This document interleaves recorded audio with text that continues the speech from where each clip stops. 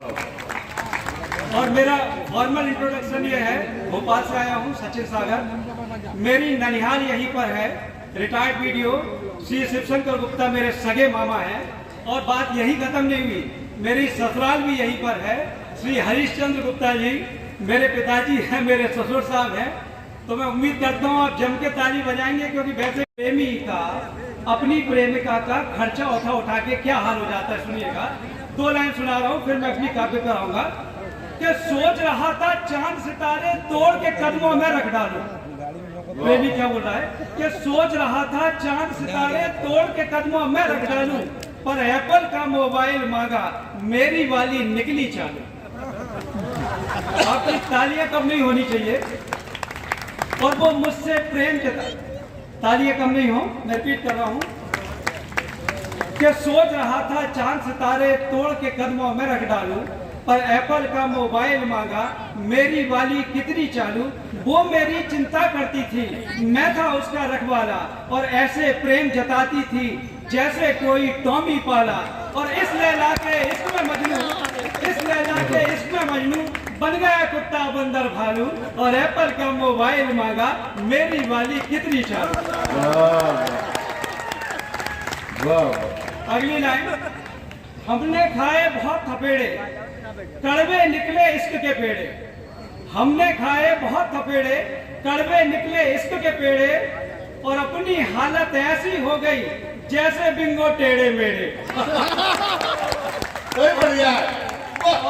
और देख के बिल हिल गया दिल, जब खाना खाए मेरा बाबू, और एप्पल का मोबाइल मांगा, मेरी वाली निकली चालू। धन्यवाद। तो मैं ये सुनाने नहीं आया था, कुछ दिल की बात आपसे करनी थी। मैंने ये जितने बॉलीवुड के सॉन्ग सुने, मैंने जितने हमारे बड़े शायर को सुना, मुझे ऐसा लगता है जैसे 70% शायरी सिर्फ आंखों पर हुई है। किसी ने इसको बोला अखियों से गोली मारे, ठीक, चलाओ में नैनों से बांध रहे, झील, भंवर, समुंदर, नशा, जाम, क्या क्या नहीं बोला। मुझे ऐसा लगा कि आंखों का वर्णन खाली यहाँ तक सीमित नहीं होना चाहिए था। मेरा ये मानना है कि जब जुबान बात करती है तो दिल का हाल सुनाई देता है, और जब आंख बात करती है तो दिल का हाल दिखाई देता है। तो मेरी नजर में आंखों को मैंने डिफाइन किया। अगर आप तक ये बात पहुंचे तो तालियों से मेरा स्वागत कीजिएगा। सुनिएगा कि गीत गजल में शायर ने आंखों का क्या नाम लिखा, और किसी ने इसको नशा लिखा और किसी ने इसको जाम लिखा। मैंने क्या लिखा, सुनिए कि गीत गजल में शायर ने आंखों का क्या नाम लिखा, और किसी ने इसको नशा लिखा और किसी ने इसको जाम लिखा। और मैंने राधा की आंखों को मुरलीधर की तान लिखा, मैंने मीरा की आंखों को गिरधर की पहचान लिखा। और रघुनंदन की आंखों को मर्यादा पुरुषोत्तम राम लिखा, मैंने सीता की आंखों को नारी का सम्मान लिखा। रानी लक्ष्मी की आंखों को आजादी का संग्राम लिखा, और भगत सिंह की आंखों को देश प्रेम बलिदान लिखा। मैंने हरिश्चंद्र की आंखों को सत्य और निष्ठावान लिखा, और सावित्री की आंखों को सत्यवान के प्राण लिखा। और अगली लाइन, मैंने माँ की आंखों को ममता का सागर लिखा, मैंने माँ की आंखों को ममता का सागर लिखा। मैंने बहन की आंखों को घर की इज्जत आदर लिखा, मैंने पत्नी की आंखों को घर की परिभाषा लिखा, मैंने बिटिया की आंखों को अपनी अभिलाषा लिखा।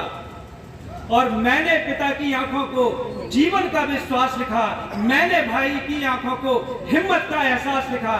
और मेरा इशारा समझना, मैंने लोगों की आंखों का पानी मरते देखा है, और सत्ता के लालच में देश के टुकड़े करते देखा है।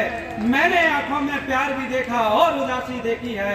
आंखें दर्पण होती हैं, आंखें सब कुछ कह देती हैं, आंखें दर्पण होती हैं, आंखें सब कुछ कह देती हैं। Thank you. एक हमारे जो सांस्कृतिक मूल्य थे जिंदगी के, उनको जब मैं एनालिसिस करता हूं तो मैं देखता हूं कि कोई भी जो देश है कभी भी किसी भी त्रासदी से निकल सकता है, बशर्ते उस देश की जो सांस्कृतिक जड़ें हैं वो कभी कमजोर ना पड़े। अगर देश की सांस्कृतिक जड़ें कमजोर पड़ जाएगी, हमारी सभ्यता की जड़ कमजोर पड़ जाएगी, तो फिर देश का उभरना बड़ा मुश्किल है। मैं एक छोटे से वाक्य से आपको अवगत कराऊंगा, फिर मैं अपनी अगली कथा सुनाना चाहूंगा एक मुंबई में कुछ साल पहले की घटना है। एक वृद्ध महिला 80 साल की थी, मैं नाम नहीं लूंगा। वो फ्लैट में अकेले रहती थी, करोड़ों रुपए का फ्लैट था। वो बड़ा वीडियो वायरल हुआ, उसने मेरे मन को बहुत दुखी किया।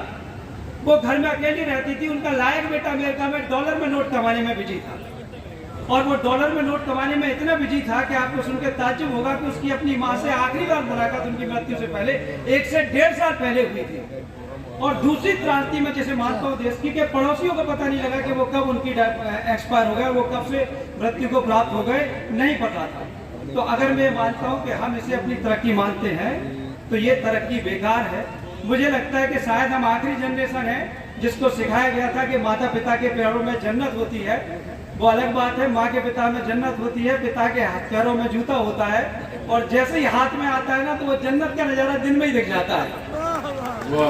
तो मैं उस बूढ़े माता पिता के दर्द को आपके सामने रख रहा हूँ। ये मेरी कविता नहीं है, ये उन बूढ़े माता पिता की संवेदना है जिन्होंने अपने पूरे जीवन की आहुति लगा दी बच्चे का करियर बनाने में, और बच्चे बेसहारे छोड़ के विदेशों में सेटल हो गए, और वो लौटने का बच्चे का इंतजार करते रहते हैं। तो सुनिएगा सर, ये मेरी प्रस्तुति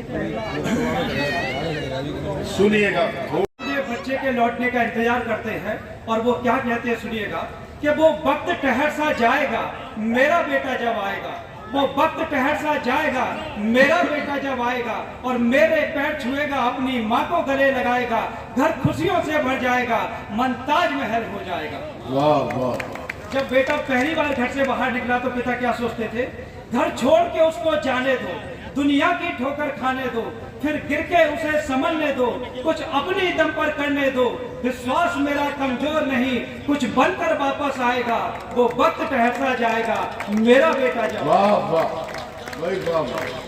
बेटा लौट के नहीं आया। पिता पुराने समय को याद करते थे जब वो छोटा था।